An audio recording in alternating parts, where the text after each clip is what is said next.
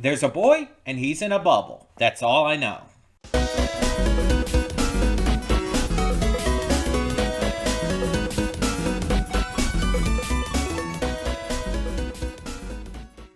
Hey everyone, welcome to Princess Gay. I'm your host Connie, and today we are here with my blind reaction to Bubble Boy.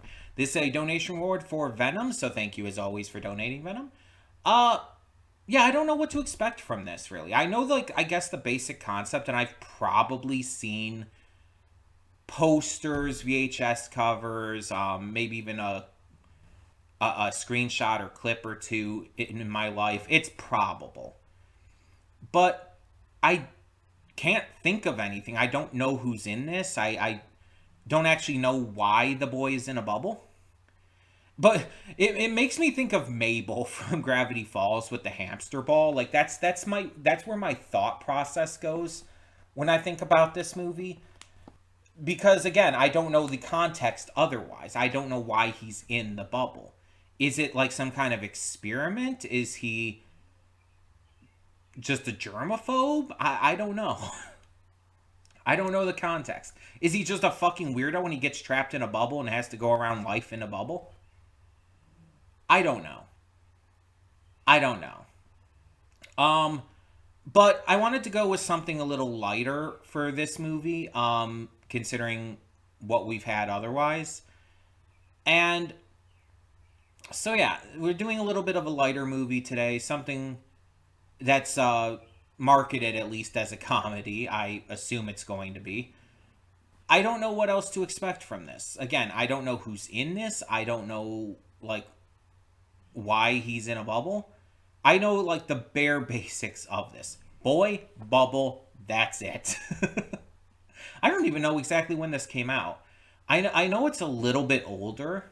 Because I believe I've seen VHSs for it back in the Blockbuster days and stuff. So 80s or 90s probably, I would assume.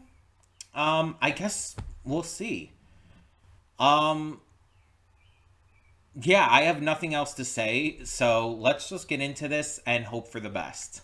Hold up just a sec. Before you click that link down in the description below to get to today's video, I want to remind you of all the awesome content we have both on this channel and the Princess of Gaming channel. Let's check it out.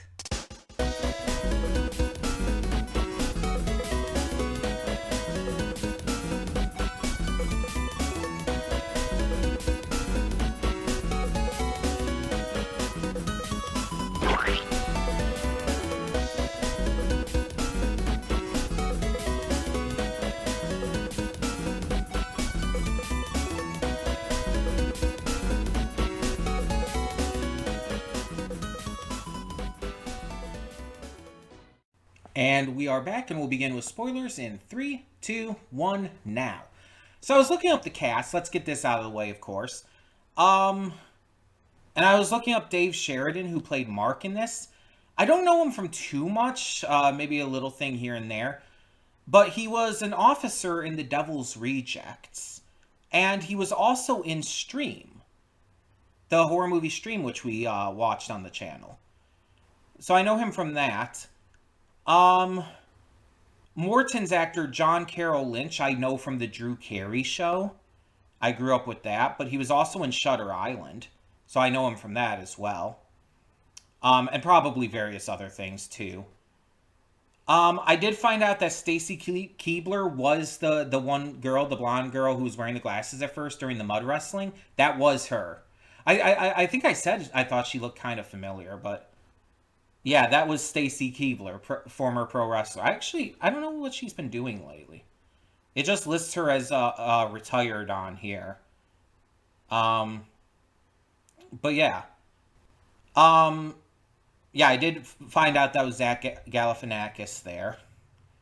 It was Matthew McGorry, who was the Sasquatch guy, which we also know him as Tiny Firefly from House of 1000 Corpses and all. I did not find anything about Mandy Moore. So she wasn't the main Lorraine. The main Lorraine was Arden Mirren.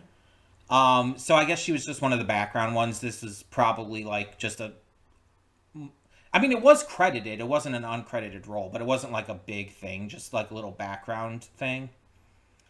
Um, and then the one I really wanted to focus on was Brian George, who was Push Pop. I'm like I knew I recognized him from stuff. I actually recognized him from a lot. He was in Seinfeld. He's Raj's father in The Big Bang Theory, and he's the voice of Guru Patik in Avatar: The Last Airbender. And mind you, it's like I've known what he looks like, so it's like that's knowing his voice from that isn't like it wouldn't normally connect, but I always knew what he looked like from that too. Even though you only hear his voice in the cartoon. Um, but yeah, I've seen him in Seinfeld and Big Bang Theory, and obviously other things too. But this was a pretty notable cast. Now about the movie, there are some things in this that don't age well. Outside of the mother being like kind of fucking horrible, um, like with the entire like anti-Semitism and racism and shit. Like, she's horrifically bad. I mean, I'm hoping that with, like, the ideas that she gets better at the end when she, apparently forms a polycule with Morton and Slim. I guess that's a thing now. Um, Hopefully the idea is that she's better now, that she's not going to be as, like, terrible. But who knows? Within the scope of the movie, she was horrific. And yeah, some of it was definitely hard to like take in. There's also, let's be honest, some stereotyping in it. Push Pop is a big one for that. It's it's very much one of those cases where some things are just not great. And obviously when did this come out? Let me bring that up again real quick here. This came out in 2001. So yeah, it makes sense, like, with the time period that this came out in, that it would, um, have issues with that. And apparently there's a musical adaptation, because what the fuck? But apparently, this film also did have controversy because it was claimed to downplay the effects of severe combined immunodeficiency, SCID, which is, like I mentioned, like, this is a real thing, and that's what it is, severe combined immunodeficiency. And apparently this was the center of controversy for that, for downplaying that for the purposes of comedy, which affected the life of David Vedder, another child who lived in a bubble and died at the age of 12. So yeah, there was a controversy with that, and that's understandable. That's genuinely understandable. Apparently, there's been consensuses like talking about how it's like some of it's very offensive, but it's kind of become a cult classic. Uh, my view on it is like, yeah, like, obviously there's some offensive stereotypes and ideas in there that aren't great, didn't age well at all, and honestly should never have been like ideas back in that day either. But when I go into watching a movie from this time period or even earlier, I brace myself for that. I kind of expect it because a lot of movies, especially comedies, will feature stuff like that. And again, while I know it's not right, I'm I'm prepared for it. And I understand that it's like a time capsule. It's a product of the time that we just have to look back on and realize we can do better than this, and we should do better than this. Just have to acknowledge these kinds of mistakes and work past them to be better and to make sure like we don't do this kind of stuff anymore. I'm not one of the people out there who think like we should like never expose ourselves to this stuff. I think we actually should, because it allows us to see the mistakes of our past and allows us to work past them to better ourselves. The idea of like just ignoring that this stuff exists, it doesn't solve the problem. It's just ignoring it. So, yeah, it's like it's bad, but I've seen worse, surprisingly, and we need to take it and learn from it more than anything else. But there was other comedy in this that was genuinely funny and good, and the performances were good. Like Jake Gyllenhaal, he's such a baby in this. He's so young.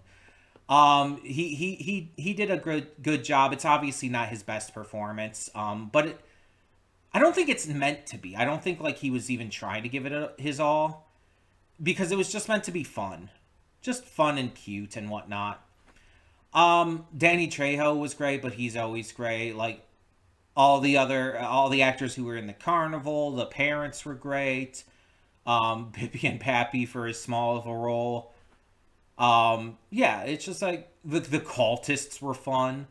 The and there were actually some good surprises in there. Some things that really caught me off guard. Like when the cultists first like revealed they were cultists, it's like, I'm thinking they're a singing group like Jimmy was. And then all of a sudden they bring out their books and it's like, oh. And then it comes back to them later and their leader is Fabio. It's like, I'm sorry, Fabio, what? That caught me so off guard. And various things like that that just were such a surprise to me. The fact that the mother ended up being Wildfire is like, what? Because it's like so antithetical to the way she's acted. The fact that she lied, and that he developed his, his immunities by the age of 4, and has been fine like most of his life, and that she was just being an overprotective cunt. Like, God, I hated her like so bad at that moment when it revealed that. Like, ugh.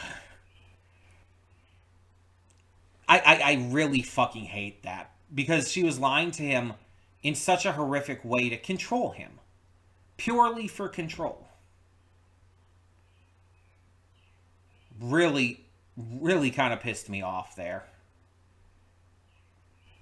But yeah, just, it's a good movie. Like, again, acknowledging the stuff that is not okay and that we need to acknowledge is not okay. Like, otherwise, it's a good movie. It's nothing, like, special. It's nothing spectacular. But it's fun. It was enjoyable. It's zany and wacky and crazy and a bunch of wild shit going on. But I enjoyed it for what it was. And again, while acknowledging its issues. And I think that's probably the best I could hope for. I think that's the best you can hope for with any kind of movie like this. An older movie that has all these issues of the time that, just try to enjoy for what it is outside of that. And yeah. But yeah, it has its issues. It doesn't fully age well, and I'm glad that we can acknowledge that, and we can acknowledge we've come a long way to discussing this kind of stuff, because it's important. It's really important. And I feel like as long as you do acknowledge that, you can still enjoy the movie for what it is otherwise. You just have to be careful about that. I know I'm repeating myself in a lot of ways. I tend to do that. But yeah, it's one of those cases where this movie is just a product of its time. And it feels like a product of its times. Like, this feels like an early 2000s, late 90s style comedy. So I'm not entirely surprised by that. But yeah, tell me your thoughts down in the comments below. Let me know what you thought of it, despite all of its issues.